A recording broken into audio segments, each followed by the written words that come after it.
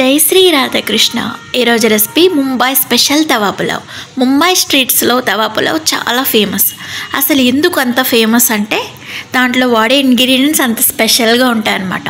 ఒకసారి ఈ స్టైల్లో తవా పులావ్ ట్రై చేసి చూడండి, మీకు ఖచ్చితంగా నచ్చుతుంది. లేట్ చేయకుండా ప్రొసీజర్లోకి వెళ్ళిపోదాం. దీనికి ముందుగా మనం రైస్ అనేది ఆల్రెడీ కుక్ చేసింది యూస్ చేయొచ్చు, లేదంటే ప్రత్యేకంగా కుక్ చేసుకోవచ్చు. నేను బాస్మతి రైస్ యూస్ చేశాను. దీనికి హాఫ్ అన్ అవర్ ముందుగా నానబెట్టి 1-1.5 వాటర్ పోసుకొని 1/2 టేబుల్ స్పూన్ పసుపు, 1/2 టేబుల్ స్పూన్ సాల్ట్, ఒక బిర్యానీ ఆకు, ఒక దాల్చిన చెక్క, 4 లవంగాలు వేసుకొని మూత పెట్టుకుని ప్రెషర్ కుక్కర్లో నేను కుక్ చేశాను. లేదంటే బాస్మతి రైస్ నార్మల్గా మనం పాన్ పెట్టుకుని కూడా కుక్ చేసుకోవచ్చు. చూసారుగా పొడి పొడిగా వచ్చేసిన తర్వాత దాన్ని ఫ్యాన్ కింద ఆరబెట్టుకోవాలి. రైస్ అనేది అప్పుడు పొడిగా ఉంటుందన్నమాట. దీనికి నేను తవా పులావ్ చేయడానికి క్యాస్ట్ ఐరన్ తవా తీసుకున్నాను. దోశ పెనం ఉంటుంది కదా, క్యాస్ట్ ఐరన్, అది యూస్ చేశాను.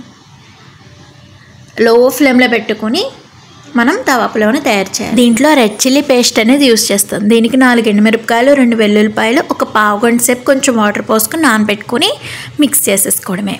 తర్వాత తవా పెట్టుకుని కొంచెం బటర్ కానీ నెయ్యిగానే యాడ్ చేసుకోవచ్చు అనమాట. తర్వాత 1/2 టేబుల్ స్పూన్ జీలకర్ర, ఒక పెద్ద ఆనియన్ సన్నగా చిలికలు చేసుకోవాలన్నమాట.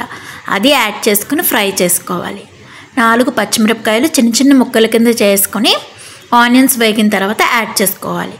ఒక్కొక్కటిగా మనం అన్ని వెజిటబుల్స్ అనేవి దీంట్లో యాడ్ చేసుకోవచ్చు. దీంట్లో గ్రీన్ బటానీ యూస్ చేయొచ్చు, బీన్స్, క్యారెట్, క్యాప్సికమ్ అన్నీ యాడ్ చేసుకోవాలి. కూరగాయలు ఒక్కొక్కటిగా. గ్రీన్ చిల్లీ యాడ్ చేసిన తర్వాత ఒక పెద్ద టమాటా చిన్న ముక్కల కింద చేసి అది వేసుకోవాలన్నమాట. తర్వాత టమాటా కొంచెం మగ్గింది అన్నప్పుడు ఒక పెద్ద క్యాప్సికమ్ చిన్న ముక్కలు, క్యారెట్ క్యూబ్స్ కింద తరుక్కుని అది యాడ్ చేసుకోవాలి. తర్వాత బీన్స్ యాడ్ చేసుకోవాలి. బీన్స్ చిన్న ముక్కల కింద చేసుకున్నది యాడ్ చేయాలి. గ్రీన్ బటానీ కూడా యాడ్ చేసుకోవచ్చు. కూరగాయలన్నీ వేసేసిన తర్వాత మనం లో ఫ్లేమ్లో పెట్టుకుని ఫ్రై చేసుకోవాలి. అలా కలుపుతూ ఉండాలన్నమాట, లేదంటే మాడిపోతాయి. మనం 70% కుక్ అయిపోయినాయి అన్నప్పుడు మనం రెండు చుక్కలు నీళ్ళు చిలకరించి మూత పెట్టుకుని కుక్ చేసుకోవచ్చు. అప్పుడు త్వరగా కుక్ అయిపోతాయి అన్నమాట. దీనికి ఫ్రై చేస్తేనే మనకు ఆ రైస్లోకి ఫ్లేవర్ అనేది వస్తుంది. కూరగాయలన్నీ ఫ్రై అయ్యాక లాస్ట్లో మనం పన్నీర్ యాడ్ చేసుకోవాలి. ముందుగా మనం పన్నీర్ చిన్న ముక్కల కింద చేసుకుని లాస్ట్లో యాడ్ చేసేసుకోవడమే. నెక్స్ట్ మసాలాలు అన్నమాట.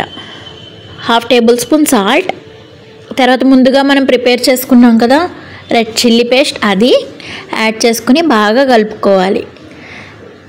తర్వాత దీంట్లో మెయిన్ ఇంగ్రీడియంట్ ఏంటంటే పావ్ భాజీ మసాలా, అది ఒక టేబుల్ స్పూన్ యాడ్ చేసుకోవాలి. దీనివల్లే మొత్తం తవా పులావ్కి ఫ్లేవర్ అంతా వస్తుందన్నమాట. తర్వాత 1/2 టేబుల్ స్పూన్ కారం యాడ్ చేసుకోవాలి. బాగా కలుపుకొని మొత్తం ఈవెన్గా మొత్తం యాడ్ చేసిన వెజిటేబుల్స్ అన్నిటికీ ఫ్లేవర్స్ అందేలా కలుపుకోవాలి. లాస్ట్లో మనం ముందుగా కుక్ చేసేసుకున్నాం కదా, దాన్ని కూరగాయల్లో యాడ్ చేసేయడమే. యాడ్ చేసేసుకొని ఒక 2 నిమిషాలు ఫ్రై చేసుకోవాలన్నమాట. అప్పుడు ఫ్లేవర్స్ అన్నీ రైస్కి కూడా వస్తాయి. అప్పుడు మనకు కొంచెం రైస్ కూడా వేడెక్కుతుంది. మనం చల్లారి పెట్టేసుకున్నాం కదా ముందే. ఇప్పుడు కొత్తిమీర యాడ్ చేసుకోవాలి. చిన్నగా తరుక్కున్న కొత్తిమీర లాస్ట్లో యాడ్ చేసుకోవాలి.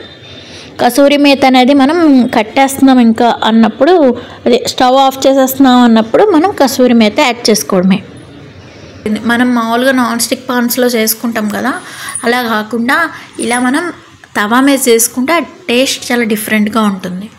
మీరు ఖచ్చితంగా ట్రై చేయండి. మా రెసిపీస్ నచ్చితే మా ఛానల్ సబ్స్క్రైబ్ చేసుకోండి. Thanks for watching.